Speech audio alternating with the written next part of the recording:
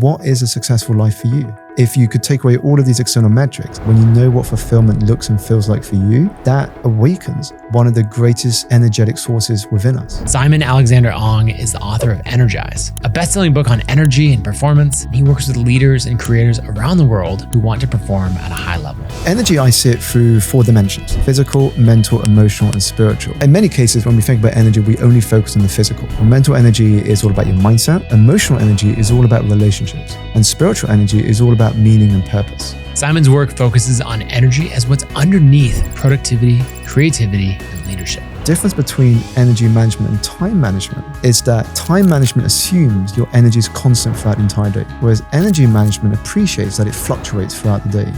We also talk about one of my favorite topics, which is showing up consistently and how you can build a way of working that's sustainable in the long run. What do you see that stops people from taking action?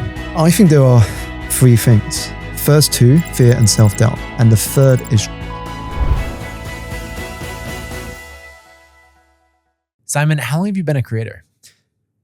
Interesting question, because I've never really considered myself a creator. Okay.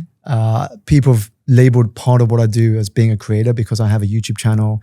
I post on platforms like LinkedIn and Instagram. You've written a book. I've written a book. And I think in a way we're all creators, because you can't not build a business today without creating some form of content. Mm-hmm. And I think creator is just today's buzzword for describing what we all have to do in terms of building and growing a business. Yeah, that makes sense. Okay, so how long have you not been a... No, I'm just kidding. So before you came into this world of teaching and sharing these stories and talking about energy and all of that, where were you before in business? So I grew up with this mistaken belief that to be successful in life, you had to earn a certain job title. Okay. So when I was a teenager, I remember speaking to my dad, and my dad looks like the Dalai Lama. So I thought this would be quite a wise conversation. I remember sitting down with him at the dinner table and I asked him, so when I finish college, what would be deemed as a successful career? And he said, well, Simon, if you become a banker, a lawyer, a doctor, or an accountant, I think you would have earned a reputable career. Okay. And so seduced by films like Wall Street and Boiler Room and the like, I decided to pursue a career in finance. Yeah, you strike me as a finance guy. Not at all. At the worst possible time, actually. This was the middle of 2007, a year before the global financial crisis swept across the planet. And just to make things a little interesting, the company I started as a graduate with was Lehman Brothers, which collapsed 14 months after I joined. Right. Nothing to do with me, by the way. Correlation, causation, there's no way to know. Indeed. But for me, I always say that was, even though it was really difficult and challenging at the time, it was a blessing in disguise, because for me, it kickstarted what I believe is the longest journey we as humans make, which are the inches from our heads to our hearts. Never an easy journey, but the most important and fulfilling that we will ever take. And about 8 years later, I quit the industry and decided I wanted to run my own business. I was really into the psychology of personal development, understanding what made people show up and achieve the success they did. And so that led me to the coaching industry. And one thing just led to another. I started coaching people, coaching then led to speaking then led to doing a lot of interviews. And then that led to landing a book there with Penguin in 2020, just as the world was entering its first lockdown. You tend to make these big pivots, it seems like, right before global things happen. Again, correlation, causation. I'm not. So coming from, I think the intersection of finance and that background is really interesting, is then you get into the world of coaching, because you have this analytical side to you, but then also everything that I hear you talk about in your content and your book and all of this, right, is so heart focused. Yeah. What's the relationship between those two for you? There's the relationship is that we listen to both our heart and our mind. The heart knows where you need to be, but often the mind steps in and overwrites it. So let's say your heart is pulling you into a certain direction. The mind then jumps in and analyzes every possible outcome. Is this really what I want to do? Am I going to succeed in this? And it's why so often people aren't where they want to be in life. We talk ourselves out of the journey before it's even started, thinking about scenarios that may or may not even happen.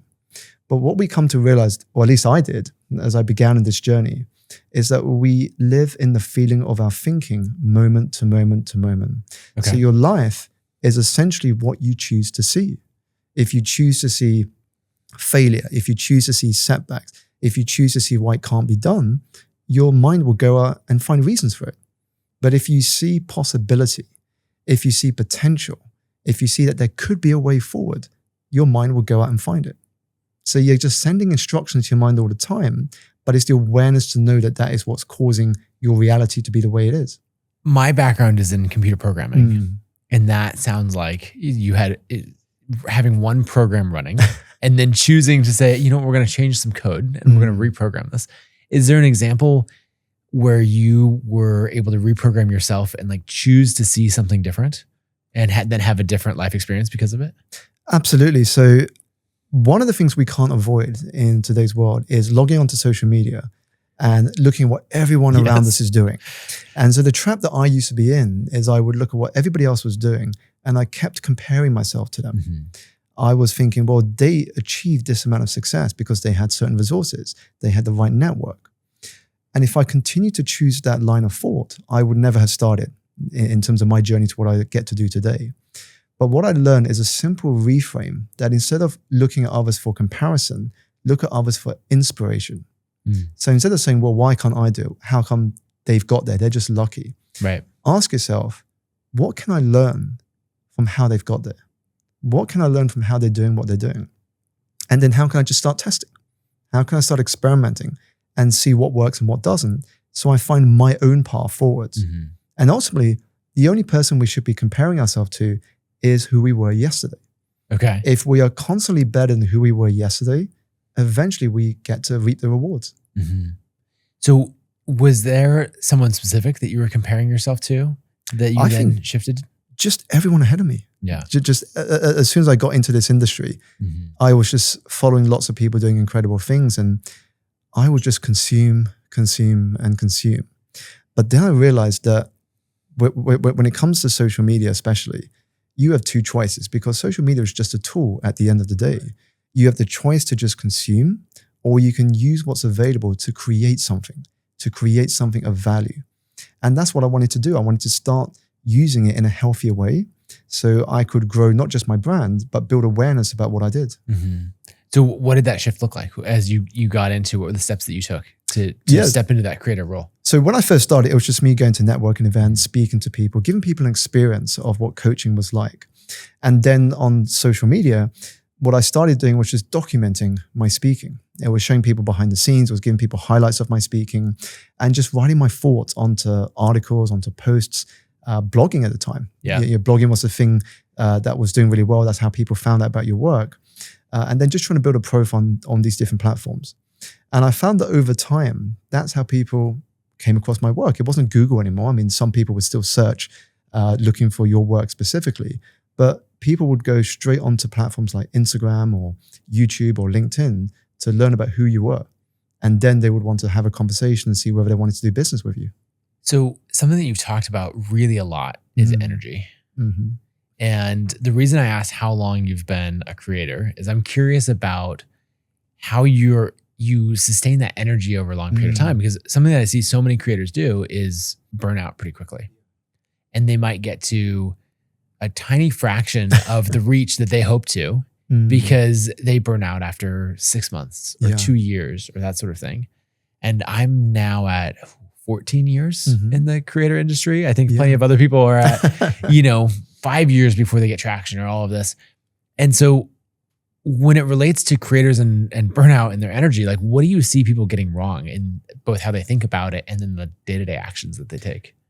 For me, it boils down to consistency versus intensity. Okay. We go hard and when we don't see results, we burn out. Yeah. I mean, classic example is when we start a new year, lots of people have resolutions and they go very intense. So if you've never been to a gym that often before and you decide this is a year that health is going to be my value and you go 3-4 times a week, if you go from 0 to that without slowly building and focusing on consistency, eventually you find out you can't keep it up. You burn out and eventually you give up your gym membership. So the key is to focus on consistency over intensity. And so when you first start out, it's understanding, well, what does that look like for me? So not to follow what other people are doing, but just say maybe once a week posting on social media might be my frequency. Right. And then slowly build from there. Because the key is you want to thrive, not just survive. And the only way to do that is to find a good rhythm that works for you. And we all come from different setups. You know, some people have a team. You might be starting out on your own. Other people might be holding down a day job as well. And so you just got to work out, what is my rhythm that I can sustain over a long period? Mm-hmm. Knowing that something is always better than nothing. Right. I mean, something that this is not a show focused on beginners, but something that I recommend for beginners is that they start with journaling rather than actually posting. And so that the consistency that you build up is the consistency of logging your thoughts and ideas. And then once that exists, and then let's get to a consistency of refining them and then maybe posting them. Right. And so you start with this much easier step. Well, I'm curious, what's kept you going? You've mentioned you've been doing this for quite a while. I mean, I truly love it. Right. So it's the people that, and the relationships that I have. I also think that you don't truly understand an idea until you teach it. And that teaching is the biggest thing. There's so many things, you know, I love money and finance and like the physics behind building wealth. And so something that I really enjoyed is trying to distill those principles down into something that I can teach. Because they'll be like, oh yeah, this is why it works that way. You know, SaaS companies have higher enterprise value than agencies, right? It's a standard thing. And someone's like, why? I'm like, they just do? I don't know, you know, but it's not until you can teach it that you realize like, oh, do you really understand the physics behind it? And that's also the power of teaching, because I think when you teach something, you're forced to really understand it and also simplify it. Yeah. How can you simplify it into frameworks or ways where people can get it immediately? And when you pass that knowledge on, that's how we empower other people to also follow on the same journey. Yeah, and I think for me, it's having a mission and a purpose of why you're doing it. So this is something that I keep trying to recenter the team at Kit around is our mission as a company is that we exist to help creators earn a living and to build valuable businesses. And so I will keep going back to basically learning that making money is a skill was a transformational thing for me, where I took something that was scarcity based and I, you know, watched my parents divorce over like fighting over money and all of that, and realizing like, okay, I want a path to like taking care of my family in a sustainable way. And then realizing that like, wait, making money is a skill. I can learn this thing. And then achieving all of the goals that I had set out. And then basically going around to the world, like, do you understand this? Like, does everybody know that? You know, and so I felt like I had discovered like the cheat code for a video game. And I wanted to share that with everyone else. And that's for me what makes it energizing. You know, you go back earlier about how do we keep it energizing throughout the longevity of surviving as a creator. It's how do you treat it like a game? Yeah. Because if you can see the journey as a game, it becomes far more fun and enjoyable. So each challenge you see, you treat it like an obstacle to get to the next level. Right. And when you get there, you're energized to try and get to the next level and the next level. And then you're working out, well, what are the cheat codes that are going to help me break through to the next level? And then for me, that's what makes it so much fun. Is you go in without knowing what the outcome is going to be, but just to experiment and treat the journey like a game. Something I think a lot about is stress. And I have had times, you know, years in the past where I would have like panic attacks and really, really struggle with stress. And then other times where I really, really enjoyed the work and had like a much more, I guess, fluid, easygoing relationship with it. But is that something, as you work with leaders and all that, is that something that you work with them a lot on? Is their relationship to their work and the stress side of it? Absolutely. So many people are stressed because they tie their emotional well-being to whether something works out or not, or even their achievements. So I don't know if you noticed, but when Michael Phelps retired from being an Olympic swimmer, within the first year, he talked about how often he had suicidal thoughts. Yeah. And that was because his identity was so tied to being an Olympic swimmer. So when you retire from that career, who are you? Right. How do you describe yourself now? And so it's really understanding that you are not your achievements. If you tie yourself to it, your emotional well-being is going to be like a roller coaster. You know, when things go well, you're going to be having a euphoric high. When things don't go well, you want to shut yourself away from the world. And so it's really focusing on the fact that you can choose to be happy and grateful just for the sake of it. It doesn't have to be tied to an achievement. And in fact, when you operate from a place of gratitude, for me, that's how you access abundance. It's, again, choosing what you see. if you're realizing that there is so much to be grateful for in this present moment, suddenly your mind finds even more things to be grateful for. You attract more opportunities into your world. That seems like something that is really easy to say and really hard to live out. Like, how do you coach people through making that transition and saying like, okay, my accomplishments are not my self-worth, and all of those things? Absolutely. I mean, it's one of those things that's hard because it's something we're so conditioned to believe. So if you look at how society judges success, we judge success on external metrics. So usually when you ask people, who do you consider to be successful?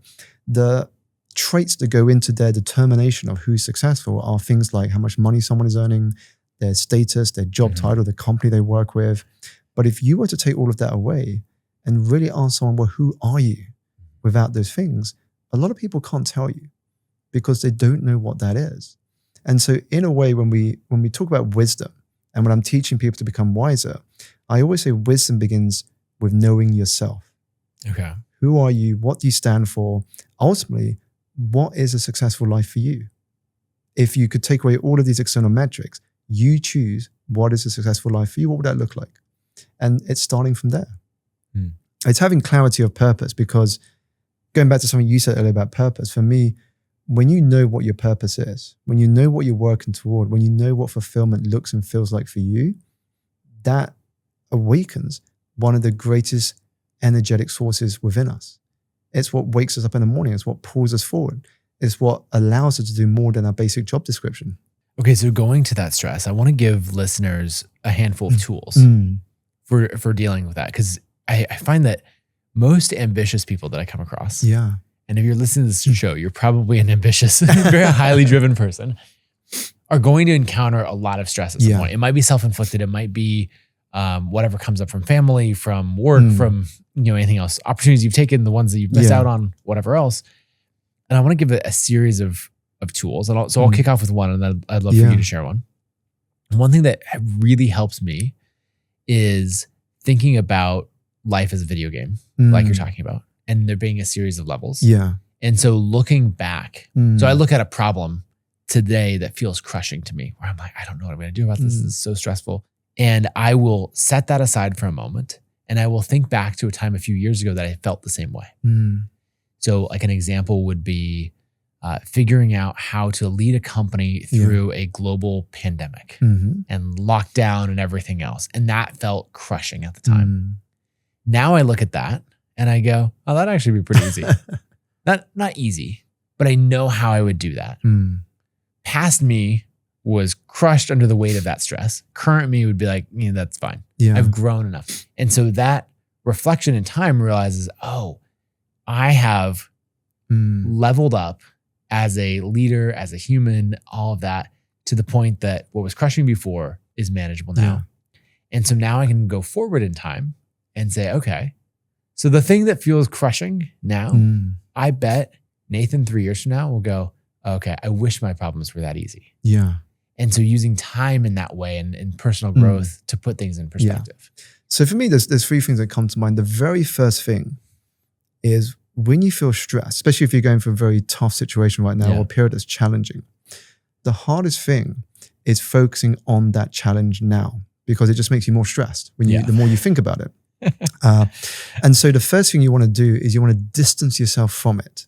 Okay. In order to see the solution that we all know but often gets clouded by judgment. So for example, if somebody's going through a tough time right now, or perhaps they're procrastinating on something they know they should be doing, I might distance themselves from that situation by asking them a question like, well, if the next year of your life was like the next episode on a Netflix show, what would that episode be called? And what would be happening on it that would make it compelling viewing? Okay. Interesting. That's not where I thought you were going at all. So what happens is it distances themselves away from them being in the trenches and gets their creativity flowing, and then saying, well, I think in the next episode, I would finally break my procrastination and start that project. And they'll be like, then what would happen next? What would make the viewer want to continue watching? And they'll be like, well, the project starts to take off. We start calling some suppliers, and now they're detailing out a plan forward. Right. They're doing it, but they're doing it from a distance from them being in it. When you move from analytical to storytelling. Absolutely. And storytelling has emotion. And emotion is what activates an energy inside of us to realize we know the way forward. So that's an example. Another one could be a client might say, you know, it's really tough in my company right now. I feel like my manager's micromanaging me. I can't get my thoughts across. Now, if I continue just focusing on that situation, it just makes that person more stressed. So I might say, well, let's for a moment imagine your team is in a kitchen and you're all part of a kitchen team to prepare food for a restaurant. Okay. And your manager is the chef. Tell me about the chef. And so we're just creating a very extreme storytelling scenario that just takes them away from being in that situation, but we think of it through a different lens. And then it becomes a bit humorous, it becomes a bit funny. And it's like, well, you know, the chef's running about ordering people to do stuff, but he hasn't really prepared it all yet. I'm trying to tell people what to do, but no one's listening because the pots and pans are just going up.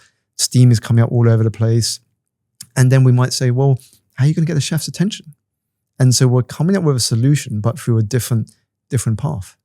So I guess in that case, you're going from contrasting. Let's say that this person actually works in a remote environment. They're communicating over Slack and email or Jira tickets. I don't know what it is. And their boss is micromanaging them through these messages or that sort of thing, or the things that are unsaid, you know, or what comes across as passive aggressive in some way.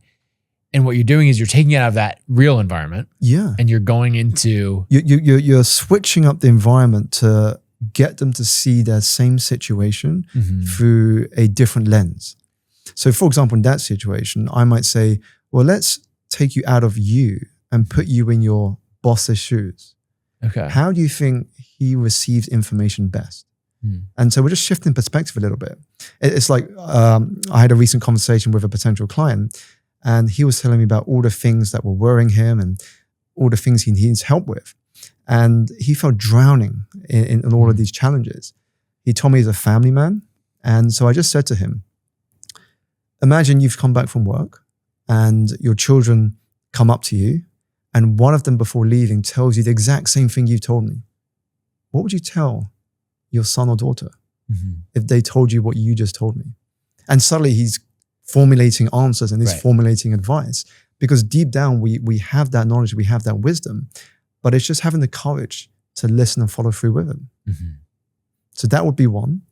The second is stillness, is to slow things down so you can see the path forward. And very often we don't rest. We see rest as a reward for working hard or hustling, without realizing that work and rest are partners of the same team. So how can you slow yourself down? You mentioned journaling earlier. And just to understand your thoughts at a deeper level. It could be something like just going for a walk in nature and then coming back, writing down what came up in your mind. It could be meditation, whatever form that might take. How do you begin to find rest within your routine, not as a result of having achieved something? And that's key to me. And the third is connection to your future self. So what I mean by this is a lot of us make present day decisions based on our past self. And that's what holds us back. But if we make present day choices and decisions based on our future self, i.e. what would future me do, then that changes the game. Even a process of visualizing yourself sitting down on a table and the person opposite is your ideal future self, what would he or she tell you about where you are and the direction you should take? Is there an example from either your own life or a coaching client where they were able to have that clarity when getting advice from their future self? So I can speak from personal experience. When I was contemplating quitting my corporate career, it was probably at the time the toughest decision I was about to take. What made it so hard? Nobody in my immediate family had ever run a business. They'd always worked for someone. And my environment wasn't full of people that were entrepreneurs. I grew up in an environment where everybody worked jobs. They would go to college, follow the blueprint that most of us follow in life.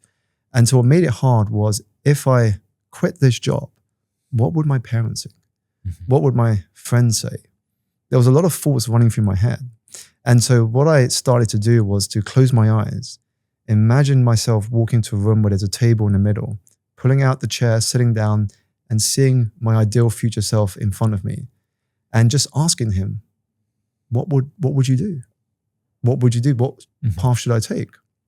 And just as a result of doing that, I realized the pull and the excitement came from going into the unknown. It came from just exploring what I hadn't done before. Because I think that when you go into the unknown, the beauty of it is that anything is possible. But you've got to put yourself there. And just to change my environment, it taught me that the first step to getting anywhere in life is to design an environment around you that makes it impossible not to succeed. So I started changing what I read, what I watched, what I followed, what I listened to, who I spent time around, the events I went to. And that just really helped to change my vision of what could be possible. That's so interesting. I'm imagining the advice that your future self would give in so many different scenarios. But yeah, it gives clarity where you're saying, I've done that, like coaching other people through something of just like, oh, okay, that's interesting. Like trying to set it aside and then create a different scenario where it's like, well, what advice would you give this person? And they give the advice and they go, oh, that was me. Okay. It's like, but you created that distance. The other one that I found is really helpful whenever someone's stuck, like not taking any action at all, is to have the framing around like doing a favor for your future self. Like whenever someone, can't get past the procrastination or, you're like, it's just like, hey, today, all I want you to do is do one favor. Could be tiny, could be medium sized. I don't care, for your future self. Yeah. And so that, that could be eating right. That could be working out. That could be going to bed at a reasonable time. That could be making a little bit of progress on the book project you've been working on, or any of those things. But it's just a little bit of a favor to your future self. And then also to have some gratitude for something that your past self did. Yeah. And like, it's just these tiny little things. Like, what's one thing I'm grateful for that my past self did?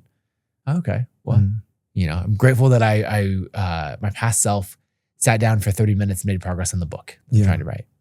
And then the favor that I'm going to do for my future self is, I'm going to go to bed at 10 instead of staying up till midnight watching a Netflix show, something like that. Yeah, that's so key. And that's why for me, beginning with the end in mind is so important. So when we wake up in the morning, is asking ourselves, how will I know that today will have been a productive day? How will I know that this week will have been a productive week? Yeah. And then just work backwards. And when we think about the action we take, is to focus on the feeling after having taken the action, not the process of taking action. Right. So for example, with the book, rather than focus on what you've got to do to complete the number of words or to get to your goal, focus on the feeling of how it would be like once you're there. You've written the 500 words. How does it feel? How does it feel to have written 500 words today and set yourself up for a good start tomorrow? Because when you focus on that, that's an emotion, and emotion is all about energy, and that emotion excites you enough to want to do it. It's like if all your friends are watching a TV show that you've never heard of, the excitement that they share, the feeling that you see they get from having watched this show almost seduces you to also want to watch the TV show. Even though you've said to everyone you've got no time, you find time to watch it because there's now an emotional connection to wanting to watch that show. Right. Okay, I want to dig in on the emotion side, because I spend all of my time, not quite all, but so much of my time in the logical, analytical side. And you're talking about just focus on the feelings. Like how do you actually make that shift? Well, first of all, I'll share one of my favorite quotes by Maya Angelou, which goes, people will forget what you said, people will forget what you did, but they will never forget the way you made them feel. And feeling is simply a transference of energy. And I first learned about this when I often share about how I now have short hair, but when I was a teenager growing up in secondary school, you might not believe this, Nathan, but I had longer hair. I would used to spend 20 minutes every morning gelling up my hair, preparing to go to school. And one summer, I decided I'm just going to shave it off. I was back home in Malaysia, and I said, I'm just going to shave it off. And I come back to school in September. I remember being in the school canteen, and a friend of mine comes up to me, and he says, Simon, have you heard of the rumor going around about you? I'm like, no, what are they saying? And keep in mind, this was before social media, before the internet. So people would often make up rumors about what you did during the summer holidays. And they said, people are saying that you spent the summer in a Shaolin monastery learning Kung Fu and you had to shave your head. And I was thinking to myself, that's why nobody is coming up to me or wanting to start a fight with me. And I kept it ever since. And so the reason I often share that story is because we are telling ourselves stories every single day about our past, about our present, and about our future and what we can or cannot do. And stories is what activates our ability to get things done. Stories are also how we influence other people. The best communicators in the world are able to tell great stories. And it's the stories that sell because they activate something inside of us that makes the audience relate to whatever that communicator is saying. Hey, I hope you're enjoying the episode. I wanted to jump in really quick to suggest one thing you should do this year if you want to grow your creator business, and that is to show up in person at conferences. You can do any of these great creator conferences, but the one that I would specifically recommend, because I organize it, is called Craft and Commerce. So for the last 7, 8, 9 years, I don't know how long it's been now, we've been hosting an in-person event for creators. And it's basically the event that we wish we had early on in our creator careers. We've got incredible workshops and speakers and just so many great things happening. But the thing that you're going to enjoy the most is the hallway track, the conversations at restaurants over lunch, or just around the event with other creators. My creator career changed drastically when I started showing up in person, building relationships, and then having those other creators help build my business with me and build me up and provide accountability and mastermind and so much more. So I would say get in person with creators, show up to Craft and Commerce this June. And if you want to grab your ticket, you can do that at kit.com/conference. It sold out last year. It's probably going to sell out really soon again this year. So make sure to do that right away. Okay, going back to this idea of stress and thinking about, I guess, your relationship to work. Yeah. I'll give a specific example of something I was reflecting on my year. So this was, we're recording this in January, so maybe mid-December.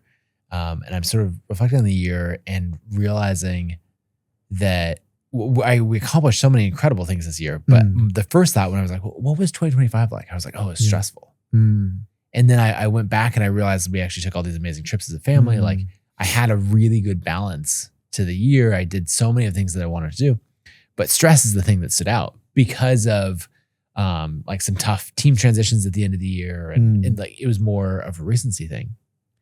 And I remember thinking to myself, wait a second, this is weird. Like I have accomplished way too many of my goals. Like I went back 10 years and I was like, whatever Nathan in 2015 hoped and dreamed to accomplish, like Nathan in 2025 has exceeded those by 10x or more, like in all of these different categories. Like just to name a few things, like the company was at over $50 million a year in revenue. The dream list of clients, it's not just the biggest names in the creator space, it's the biggest names in the celebrity space, you know, and everything. And so if I were to rewind 10 years, like 2015, Nathan would be shocked at two things. One, how successful everything was. And two, how 2025 Nathan felt about it. Like, how can you achieve all of this and be that stressed? And so I basically made a decision, even just, 3-4 weeks ago of like, okay, I'm going to loosen up. I'm going to deliberately have a different relationship because, with my own stress and emotions, because otherwise, what am I doing? And so I'm curious if there's similar transitions that you've helped people work through and some of your processes. And what you shared there is not uncommon because what I'm hearing is the reason, or maybe one of the reasons that the stress has manifested is because wherever you are in your journey, you're focused so much on how far there is yet to go. Yeah. And when you're always focused on how much further you've got to go, you're always going to be stressed. But when you take a moment to step back and say, well, look at how far I've come. Right. Look at the journey I've been on. It makes you grateful for the present moment. And you start to let go a little bit. You're not so tied to the next thing and the next thing because otherwise you're going to be in a constant state of anxiety. You're not living in the present or the future or the past. And you fall into this tragic scenario of living as if you are never going to die and then dying having never really lived. Because you're neither in the present, the past, or the future. You're just in your thoughts. You're constantly thinking about things that may or may not happen. You're focused on control when in many cases, all you can control is your input. And so when you kind of loosen up a little bit, you get to enjoy life more. You get to be open to circumstances beyond your control. And sometimes things work out better than you imagined.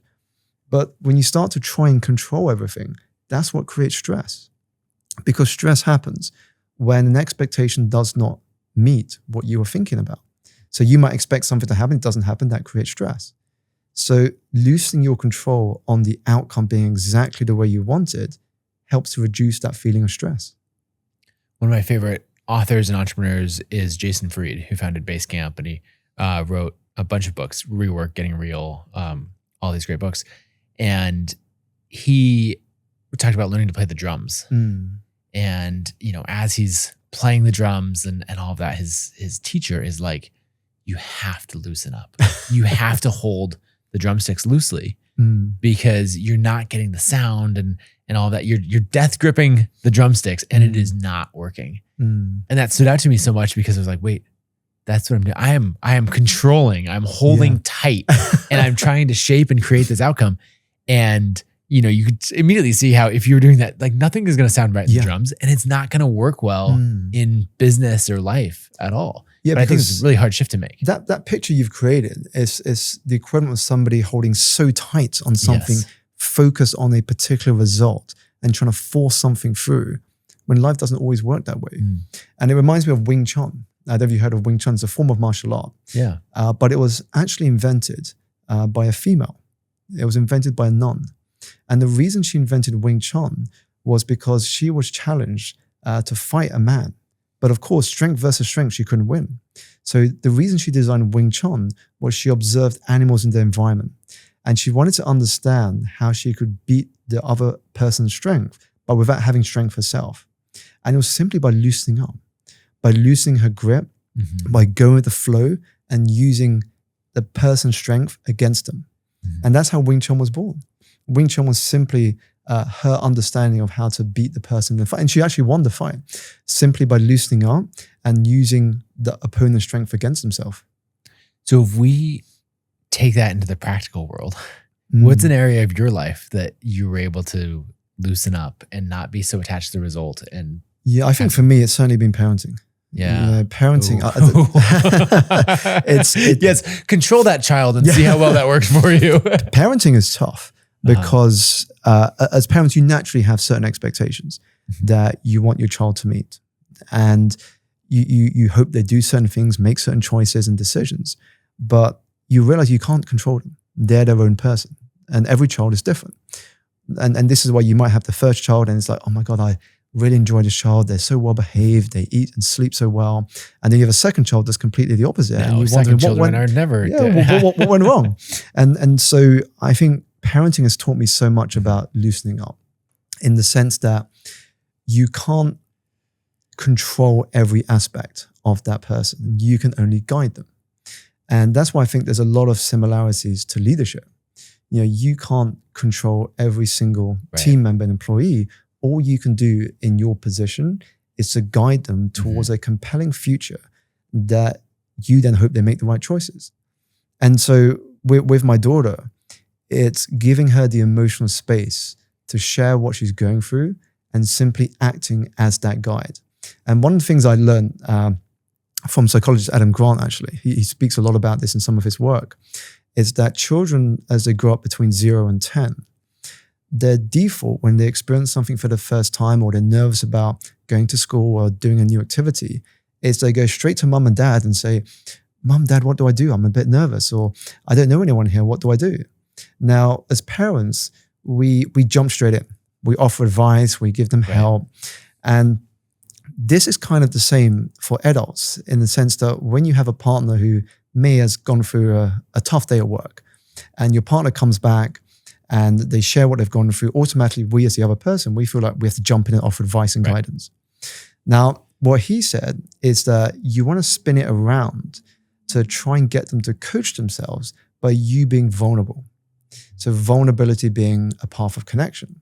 So instead of me just constantly giving advice to my daughter, I might say to my daughter when I'm noticing she's a little nervous, I might say, Dad's feeling a little nervous right now as well.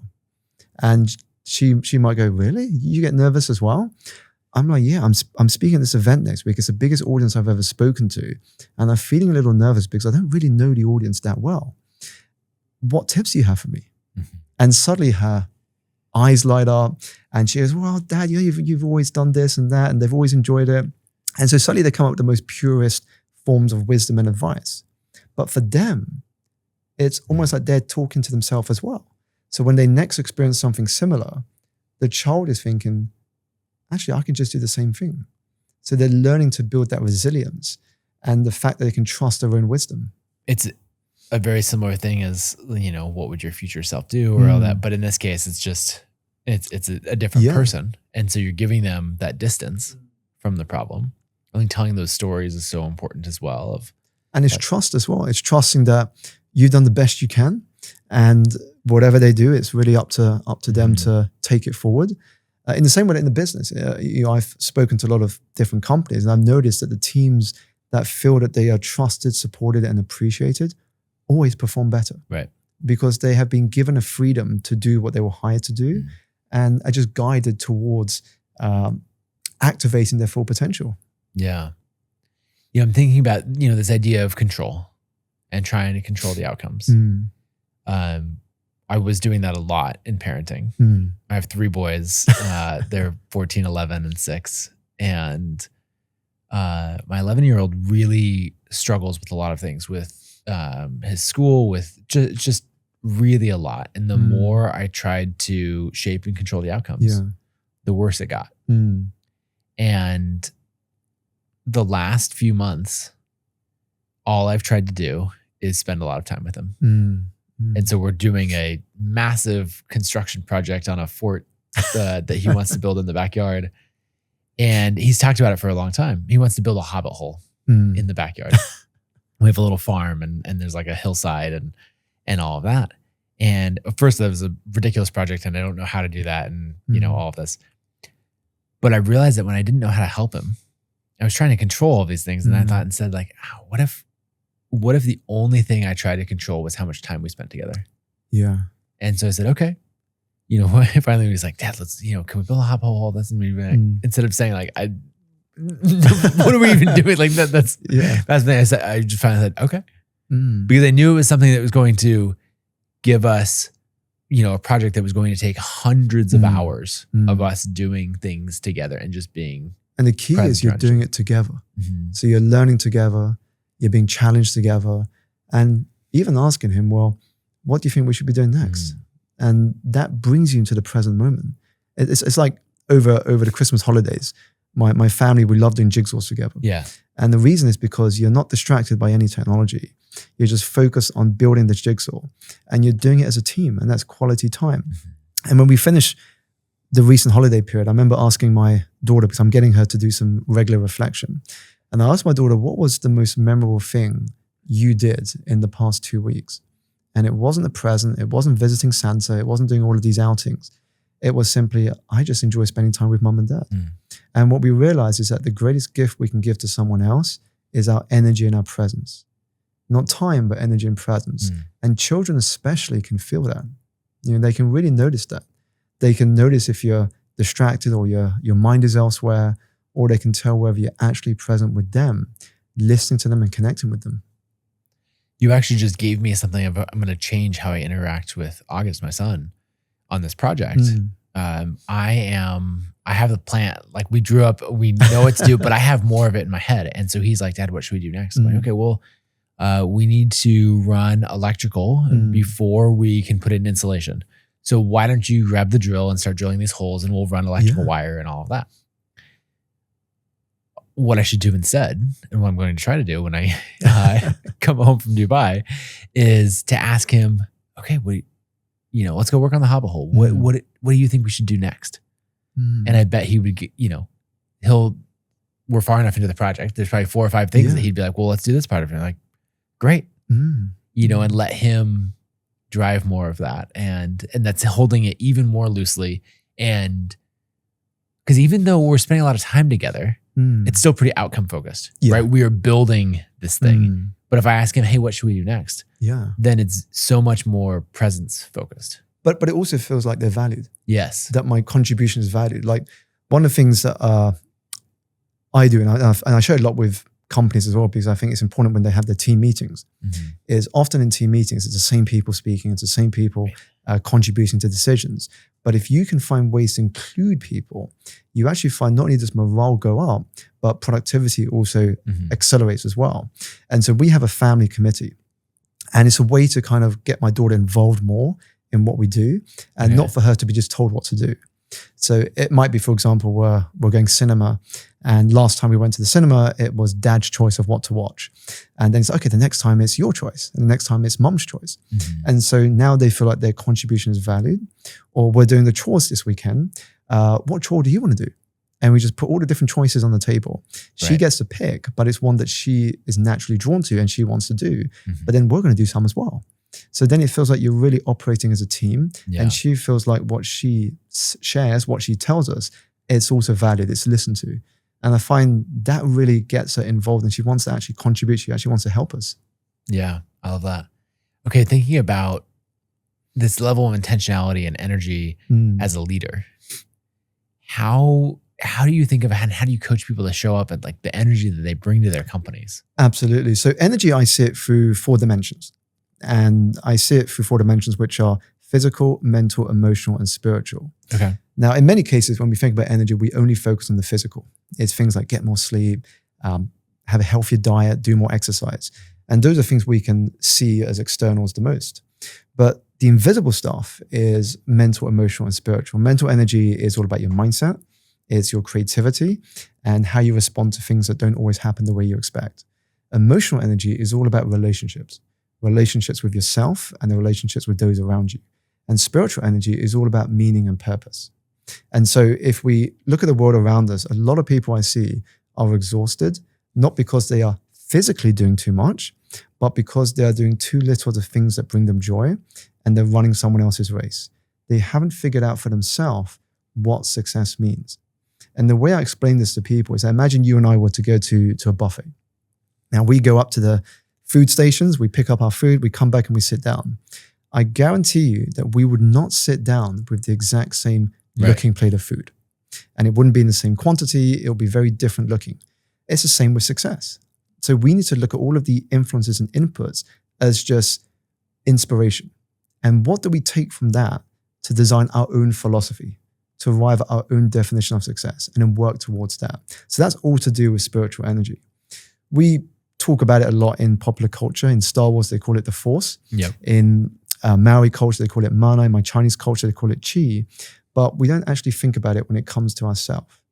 And the difference between energy management and time management is that time management assumes your energy is constant throughout the entire day, whereas energy management appreciates that it fluctuates throughout the day. So you could have a whole day free to get work done, but if you're not energized, you're going to waste it. You're going to procrastinate. I've done that once or twice. Whereas if you have a certain level of energy, you will get more done in hours than most will get done in days, because it's what you bring into the hours, not how many hours you work. And that's important to understand. So that for me is how I see energy. Okay, so let's take that to the example of the creator business. Yeah. Right, where maybe we have a massive project like something that's really important. Yeah. The writing towards the book, or maybe even like energy makes a big difference in writing, but it matters even more in, say, the YouTube video that we're producing. Yeah. Did I show up with reading the script off the teleprompter and no energy? Or was I able to bring in this energy and enthusiasm that's going to come through on camera and be this exciting thing? Yeah. How would you go about structuring your day and thinking about bringing the right energy to the right scenario? Well, first of all, I would say when it comes to communicating something, and this goes the same, whether it's a YouTube video you're recording or a bit of content you're recording, it's the same when you speak to an audience live, is whatever you're speaking about, it has to be about something that you are fascinated by and that you truly enjoy. Okay. Because if it is, you're naturally going to be energized. It's like if you ask a friend who just watched a really good show or a really good film, what film or show should I watch next? When they talk about it to you, you don't need to worry about their energy. They're going to light up and say, oh, Nathan, you really got to check out this TV show. It's amazing. I've already gone through the first season. Yep. The energy is flowing. And so if it's a topic that you enjoy and that you really find yourself connected to, the energy will naturally come. Now, outside of that, it's how you prepare ahead of recording the content.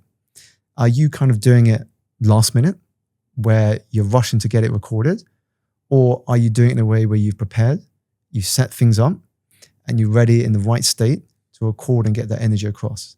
So the preparation is very important. Again, whether you're speaking in front of an audience, whether you are recording content or sharing anything live, that you're looking to put out to a bigger audience. So it's how you prepare and then your connection to that material.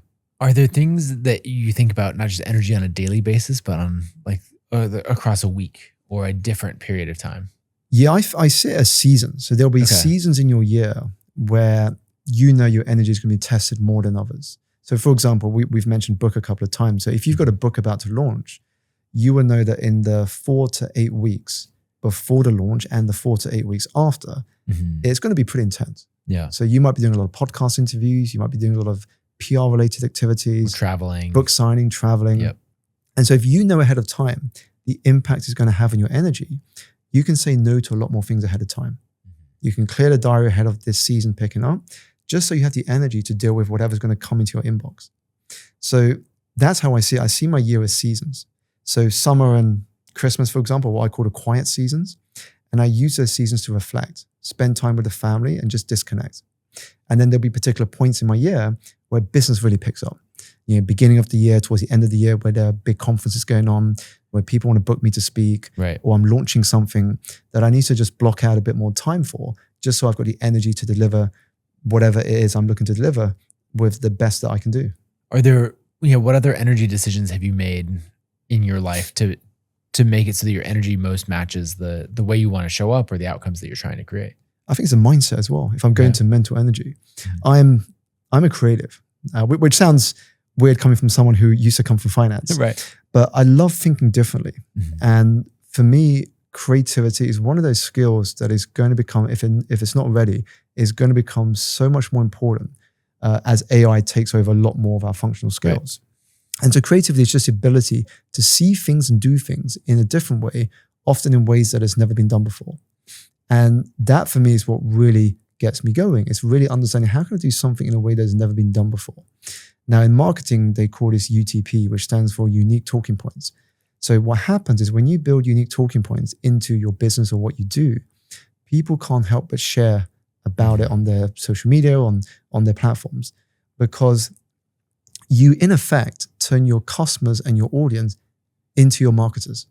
They become your marketers. And I remember talking about unique talking points, talking about sort of like finding creative ways to get you energized from a mental point of view. A friend of mine in London opened a nightclub a number of years ago. And it's a very competitive space. You know, when you think about what you want to do in an evening, you're spoiled with choices. Yep. But he decided to think about what would my unique talking point be that would get all of the guests telling all of their friends about this club and marketing it, doing the marketing for us. So they ended up getting some train tracks on the ceiling of this nightclub. And if a VIP table were to order some shots from the bartenders would put the shots into this toy train. They would light the toy train up, so it would be on fire. It would go along the train tracks to the table, and Day of the Dead characters, because it was a Mexican themed bar, Day of the Dead characters would come out and take those shots and give it to the table. The moment the train is going through that nightclub, everyone's got their phones out, taking photos, videos, selfies, and they're just marketing it on their behalf. And so that's the power of thinking about unique talking points and really accessing that creativity. And that's for me what gives me that mental energy. It's really being inspired to see things differently. It's why I love connecting with people from very diverse backgrounds. Now, if you only look at your competition, you can only be as good as your competition. But when you look beyond your industry, when you look at other people doing well in different sectors, you're able to bring that inspiration into your own industry and stand out. It's how Steve Jobs came up with the MagSafe cord for the MacBook. On the trip to Japan, he noticed the rice cookers there had this magnetic cord. And so curious, he wanted to know the reason behind it. And the company told him, well, the reason we have these magnetic cords is that if a child was to trip on the wire, the wire would come off, but the appliance would stay still. And Steve came back to US and he said, we're going to bring that into the next MacBook. And that was where the MagSafe cord was born. And when it came out, the editors and the journalists said, what a genius move. This is such an innovative bit of design. But it was inspired by looking beyond his industry. Yeah, and then it's not another Me Too copycat product.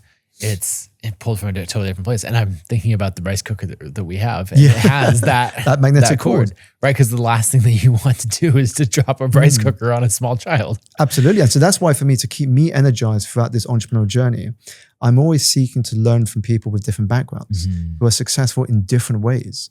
So if we look at the content creator space, it's not just your YouTuber, it's your TikToker, it's your Instagrammer, it's the person that's built a big newsletter, the person that's built a great audience in a variety of different mediums. What are they doing that I can learn from? Especially if they've done it in a way that is different to what I've seen. Because as you start to collect all those dots, your ability to then connect them and learn from them allows you to make that progress forward.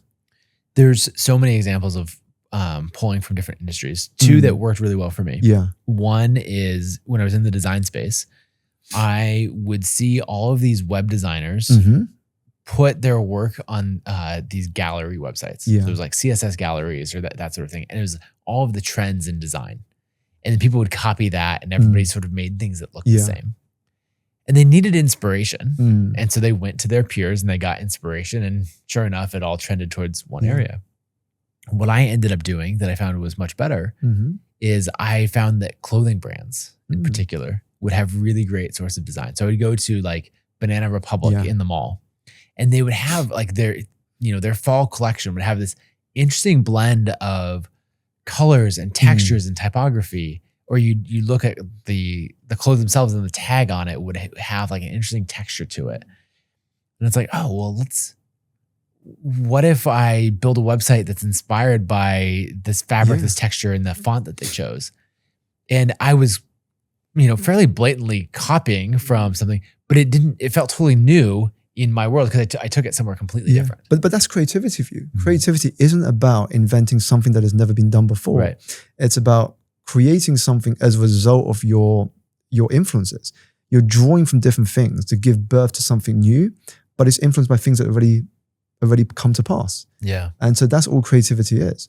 But in order to activate that, we have to be curious. We have to follow our curiosities. Right. In the same way that Steve Jobs did, in the same way lots of other people have done, the same way that you did, is to follow our curiosities, again, without being attached to the outcome and seeing where they may lead.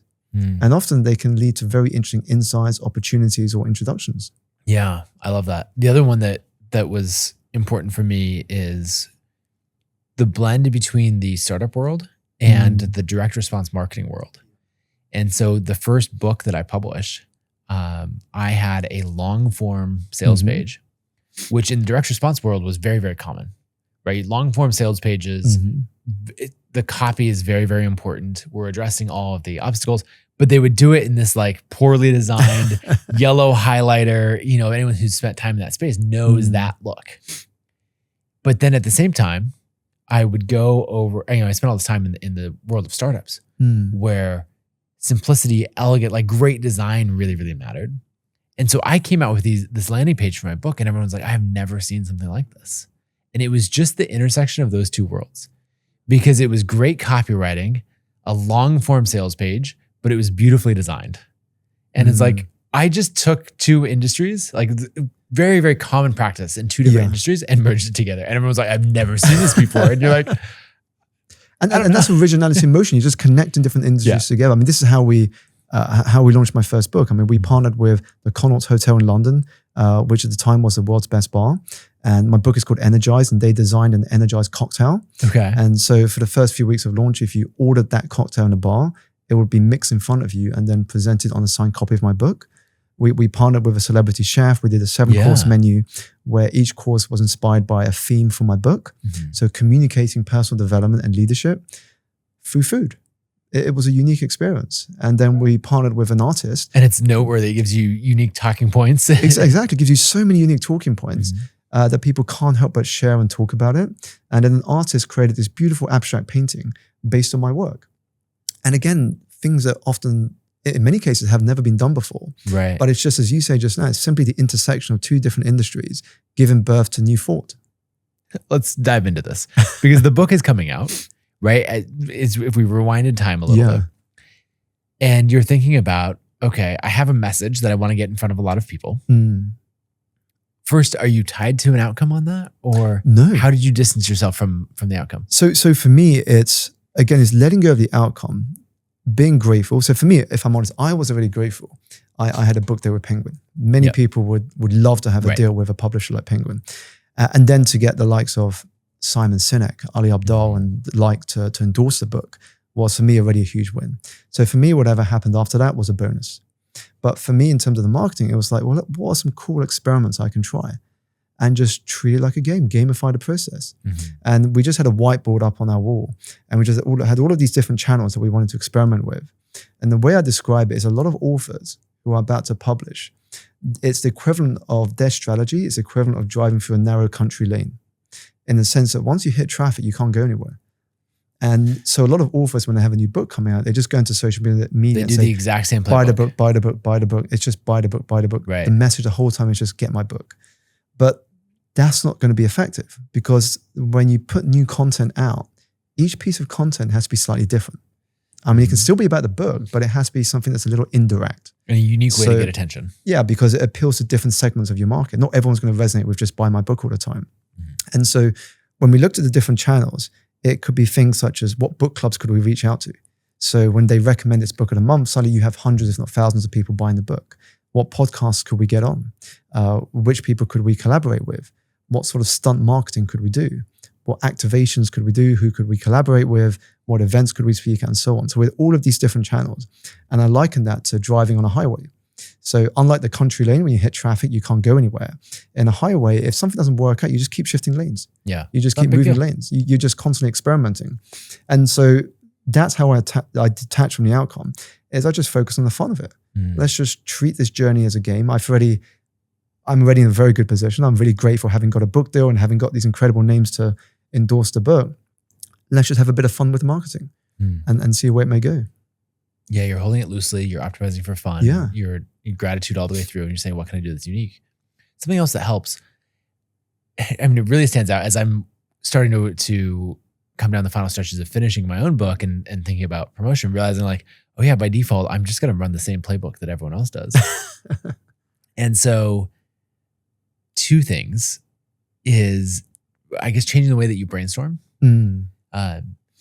One is having like a no bad ideas brainstorm. Yeah. You know, where you're just at the whiteboard. What are the craziest things? I would never have thought of partnering with a hotel and a bar and, you know, the cocktail on a copy of your book. Like, even if only 5 people ever ordered that but you got the Instagram reel and like, exactly, that's worth it. It's the novelty. Yeah, it's the novelty of it. Right. So, you know, you can do this like no bad ideas, and you're throwing things out there, writing it down, and no one's allowed to say like, well, that would never work because, and so that's one side of it. The other that I find really, really helpful is stepping into the pre-mortem. And that's basically going into this, instead of no bad ideas, it's this project has failed. I know we're, you know, not too tied to the outcome, but let's say that the outcome is we didn't sell 50,000 copies. We sold 50. You know, we didn't reach the people that we wanted to. We didn't achieve this goal. The startup that we're building shut down. Why? And we just step into this world. So we're saying, okay, it's a year in the future. It's completely failed. Yeah. What are all the reasons why? And in listing all of that out, you can identify, I think you're doing two things. You're identifying the reasons that it would fail. And it's very tempting to go, oh, but we'd fix it with this. Like, no. Remember, it failed. Yeah. And you just write down, here's all the reasons that it failed, or that could possibly have failed. And then the other thing that you're doing is you're getting all those anxieties out of your head. Yeah. Because then it's even like listed out and you're like, oh, well, if it failed because of this, like we still learned a lot, right? You can sit in that world. And so I think the pre-mortem and knowing that you're going to do that really allows a team to step into the brainstorm and the positive thinking, where it's so easy to like, I throw out an idea or let's go the other way. You throw out an idea and I go, well, devil's advocate, like, you know, that would never work because of this. And like, now you're crushed because you're like, oh, you know, but we can fully stay in the positive side, brainstorming no bad ideas, and knowing that in 30 minutes or an hour or another day, we're then going to set all that aside and switch into the fully the negative side. And instead of balancing both things side by side, we're going to separate them, but give each their due. Yeah. And also an interesting thought to throw into the mix. Instead of just brainstorming, what's also good is to question storm. Okay. And question storming is just throwing out questions into the middle of the room and seeing what comes of it. So it could be simply like, well, what's the craziest marketing strategy you've seen in the worlds that you operate in? Because now you're giving permission to those on the table to share from their personal experience. Someone might be interested in gaming. Someone might be interested in racing. Someone might be interested in shoes. And then you're just saying, what's the craziest marketing campaign you've seen in the things that you're interested in? And then they just go, oh, actually, I really followed this particular product or this brand. They just did an amazing marketing campaign on this. Great, tell us about it. And what you're doing is you're drawing from people's backgrounds and experiences and saying, well, that works. What can we learn from that? Right. And bring into what we do. Because if it's just purely brainstorming, some people might not feel confident that their ideas are valuable. So that's why some people just don't contribute. But when you throw questions out there, you're giving permission for people to share their insight and wisdom. What I'm realizing about that is the question I would throw out is more naturally is, what's the craziest book marketing strategy that you've seen? People are like, well, this guy I follow in the UK like partnered with this bar, and you'd have examples like that. But that's like the web designer just copying from the other web designers. Absolutely. But when you say, what's the craziest marketing strategy you ever seen? Then we go way beyond books. Then we're throwing out all of these things, and maybe only maybe 20% of them would be relevant if we pulled from books. And because now we're pulling from all of marketing, only 3% or 5% is relevant. But then it would spark something else. And so you're just going much more broad. And that's how you come up with these ideas. Like recently, I got interviewed by a friend who was launching a book in the UK. And just by diversifying his inputs, he found out one great idea was when he does street interviews, was instead of just holding a mic, put the mic on your book. I saw that. I watched that clip and I sent it to my team actually just the other day. Because you're keeping it visible in the content. And it's visible the whole way through. It's going back and forth. And that book is going into your subconscious. And that's what it's about. It's all about subconscious marketing, because even though he's not explicitly saying, hey guys, this book's coming out, buy the book. It's just a natural conversation, but the book is in. So the clip that I saw was with Tim Armu? Yeah, that's what I'm referring to. Yeah. And so we initially started the conversation without the book. And then it was actually, let's experiment with it because I saw this in another video. And then we tried it and then we looked at it and we thought, actually, that's a really good bit of content because the book is visible throughout the entire conversation. And even when you're speaking, I've now shared it with other speakers as well, that if you've got a book coming out, walk onto stage. If you're walking from left to right, walk on stage with a book in your hand and put it on the lectern, and then walk off the stage with a book in your other hand. So that the front cover of the book is always visible to people taking photos and videos of your speaking. I love that. But even from a content creation perspective, I always think about, I had a guest on the show who told me to really think about the visual hook for a short form video, the audio hook, and then any title hook. And so for every short form video that he's putting out, he's like, you need to hit all three of these categories. And I was always thinking about just the audio hook. What am I saying? And you're like, no, you need both. But when I saw that reel on your page, the book being used as the microphone holder was a visual hook. Even before I got into the audio and the title hook and all that. And so I was like, and those hooks are so important. I remember, again, just me looking outside of my own industry. I follow a nutritionist on YouTube. And when she was announcing her book, the title, which created a huge amount of curiosity, was something as simple as, I've been waiting 3 years. I'm finally able to come out with this.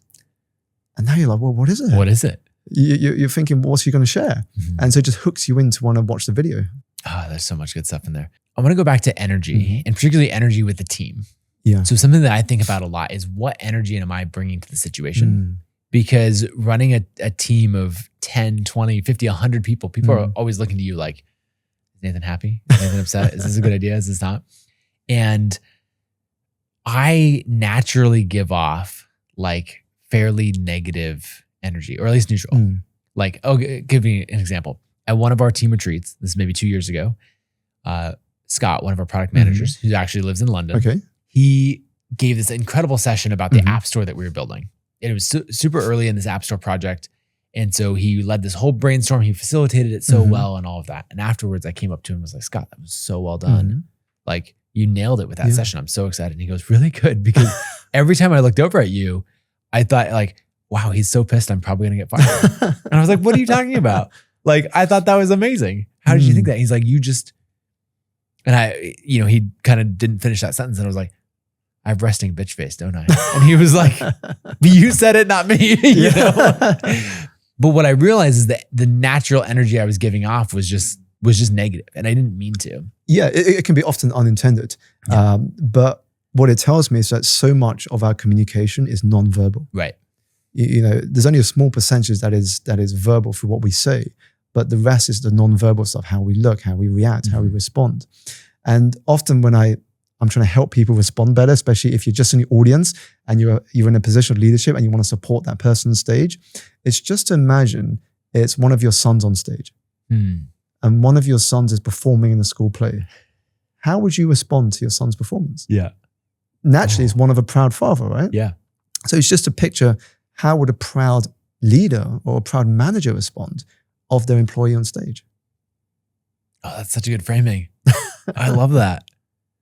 Yeah, and if you bring that energy, that's going to allow someone, like going back to our drumsticks analogy. Absolutely. Right? If they're leading, the tighter they grip those drumsticks, the worse it's going to go. And then they're going to see that it's going badly, and they're going to pick up on you noticing that. And it's this vicious cycle. Yeah, it's like why if you are doing something that's important to you and you have a mentor, you have a close friend or a partner in the audience, and they're responding and they're cheering you on and they're yelling for you, you find that extra bit of energy to go the distance. Yeah. And it's the same way, if you're a young child and you're on stage and your parents are in the audience and something goes wrong, but your parents are like, you got it, keep going, you'll get there, don't worry about it. You just suddenly have this belief in yourself. And for a lot of us, we just need someone else to believe in us first to just give us the energy to perform. Yeah, so thinking about that framework of bringing that proud energy. The proud energy, yeah. Yeah, because then that's going to allow someone to loosen up. I mean, in my talk yesterday here at the conference, right, I was a little thrown off because maybe about 10 minutes before going on stage, I realized this stage is in the round. Like I've never given a talk before where the audience is on all four sides of me. And so I'm like, wait, it's a short talk. I know it pretty well. I know I can deliver it well, but now you've thrown in a variable that throws me off. And I'm like, how quickly should I turn to each side? What do I do here? And there were a few people in the audience. I think of Gabriel, who runs the Creative Leaders Group in the UK. He was on one of those sides. He was sitting front and center with this great, smiling, encouraging energy. And so anytime I was like, in my head of like, am I doing the right thing? I'd kind of come around and there's Gabriel just be like thoroughly enjoying the talk and supporting me. And I was like, I was getting that proud energy from him. And it was like what I needed. And just imagine how you felt at that, right? And imagine how someone else would feel when they get that same experience. And this is where when we go back to gratitude for a moment, the way I tell people how powerful gratitude is imagine if your manager or your boss were to send you a voice note or come up to you even and say, hey, I just want to say, I'm really grateful for the effort you put in yesterday. It really contributed to us winning the pitch. How would you feel? Fantastic. But how often do people do it? Right. And so what I say to people is as often as you can, go up to someone and verbally tell them how grateful you are for them, focusing on something specific, or drop a voice note to someone if they're not, within your proximity. That's not just in the professional setting, but it's also in your personal setting as well. So how can you drop someone a voice note to tell them how grateful you are for them? Yeah. Because voice carries energy. That's important. If you send them a text message, it just doesn't land the same. Yeah. Because you don't know the emotional state they were in when they wrote it. But when you tell someone verbally how grateful you are for them, you're expressing gratitude. And it doesn't just impact the recipient, it impacts yourself as well. Yeah. Oh, I love that. I mean, that's a simple action item that you can do, that any leader could do coming out of this episode is just say, you know what, let me send a voice note to, if I have a team of 5 people, let me go spend 5 minutes total, right? Like this is a very simple action to send a 60-second voice note to each person saying, hey, right, we're at the end of a year or any of this time, like, hey, I really appreciate the work that you did this year. I was just reflecting on 2025 and, it made a huge difference and we could not have gotten here without you. And I just want you to know that I'm honored to work with you and so proud of the work that you do. Right. And it's incredible because I think once you start expressing gratitude, you access this sort of web of abundance. So I got invited to speak at an event by Canon. So Canon, the camera company in the UK. And the person that put me forward as a speaker was someone that was in the queue about 5 years prior at an event I spoke at. And I stayed right until the last person had a question they wanted to ask me. And we briefly met, maybe for about 3 or 4 minutes speaking, only a couple of minutes. And then she ended up following me on Instagram, and she put me in contact with Canon. And she said, I want to put you forward. I met you a few years back. I didn't remember her, but she said, I just wanted to express my gratitude because you stayed behind to speak to every single one of us that had a question to ask you. And I'm helping Canon with this new event, and I will be delighted to put you forward as my way of expressing gratitude back. And so you access this web of reciprocity.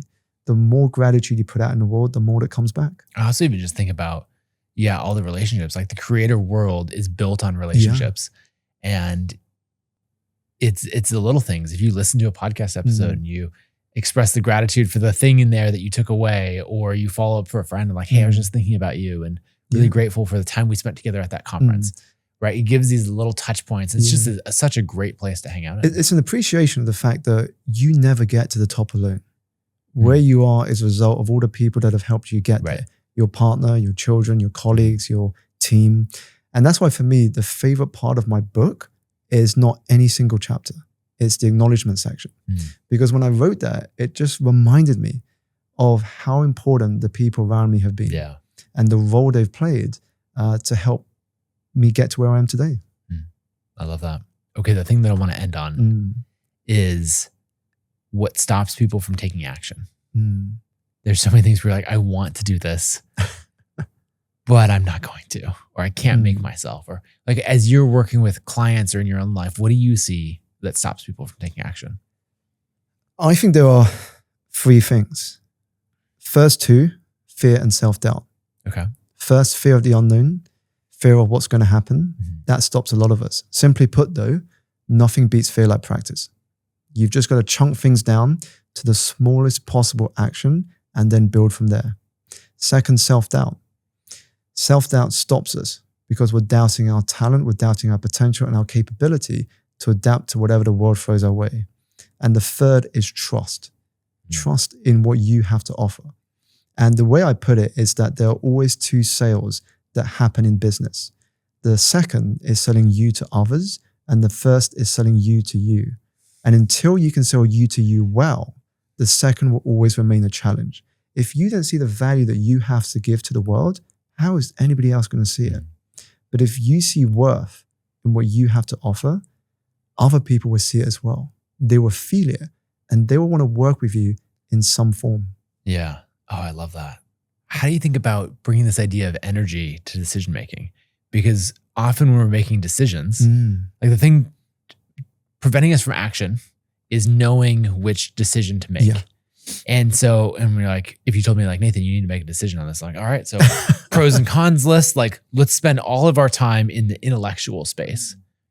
But that's not where you do it if you're following energy. Truth is, deep down, you already know what the right decision is. We all do. It's the courage to take that action. So to give an example, one of my favorite activities that I like doing with coaching clients when they're in a mood of indecision is I take the 2 decisions and I say, I'm going to put a coin in one hand. You've got to choose which hand the coin is in. And if you choose the hand that the coin is correctly in, you choose this choice. If not, you choose the other. And often when they choose the hand without the coin and have to choose the alternative, I can tell from their body language that wasn't the result they were hoping for. They wanted to choose the hand the coin was in.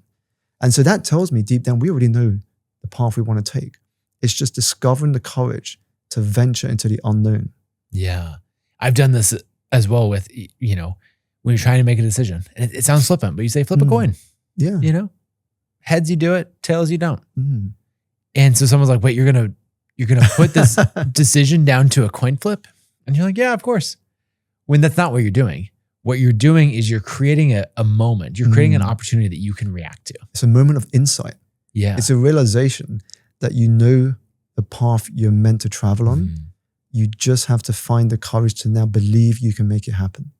Yeah. So if you flip that coin or you choose the hand and it says like, yes, do option A, and you go, oh, I feel relief. I feel, a sense of peace or purpose. Then you're like, okay, that's what I meant to do. And if you feel disappointment or something like that, then you're like, oh, well, okay. I then go with that. You're and that's all about energy. Because if a vision is so compelling and magnetic in nature, it just pulls you forward. You don't need motivation. It pulls you forward. That's excitement. And so you're following what your heart is telling you. If your heart is saying, we're really excited about this, then you follow that wisdom. If you're feeling tension inside, then of course that's another sign. It's saying to you, maybe you're not meant for this. It's why people talk about this term Monday blues. You finish the holiday, you finish the weekend, you have to go back to the office on Monday. And people talk about the stress or this depressing feeling they get on a Monday. That is the physical manifestation of something that is draining you. When you do something that is not aligned to who you are or an extension of your skill set, you have this physical manifestation of fear of like, I'm not living the life I'm meant to live. But when you're doing something that energizes you, you can't wait until Monday. Right. You're looking forward to the emails coming in again. You're looking forward to an ocean of possibility ahead. It's a very different feeling. Yeah. And what I'm realizing is the reaction that I want to have when I encounter that feeling and notice it is curiosity. Yeah. Is then going, okay, why do I feel that way? Because it might be that I'm very frustrated with work overall, or it might be something else, or it might be down to there's one interaction that like subconsciously like, oh, I'm going to run into this person and I haven't given them the feedback that I'm supposed to, I might realize, oh, I'm actually just worried about this interaction because I haven't shown up authentically to who I am and I'm afraid of that conversation. It's like, oh, well, that I just need to seek out that conversation and I can let go of all of it. Absolutely. It's not to avoid the things of discomfort, but to actually find a way to face them head on. Yeah. I love that. Simon, this has been amazing. Thank you so much. Thank you so much for coming on. Where should people go to follow your work and see everything that you're doing? I'm on all the major social media platforms. So you can find me on YouTube just by searching my name, LinkedIn, Instagram, my handle is @SimonAlexanderO. Or you can check out my newsletter on my website, simonalexanderong.com, which is hosted by Kit. Thank you so much for using the platform. Nothing brings me more joy than playing a tiny role in powering the businesses of all these amazing creators. Thank you so much. Yeah, thanks for coming on. If you like this episode, go check out episode 103 with Nicole Burke. She shares the simple short-form systems that helped her go from 0 to 6 million in annual revenue with Gardenary. Be sure to like the video and subscribe, and I'll see you next time.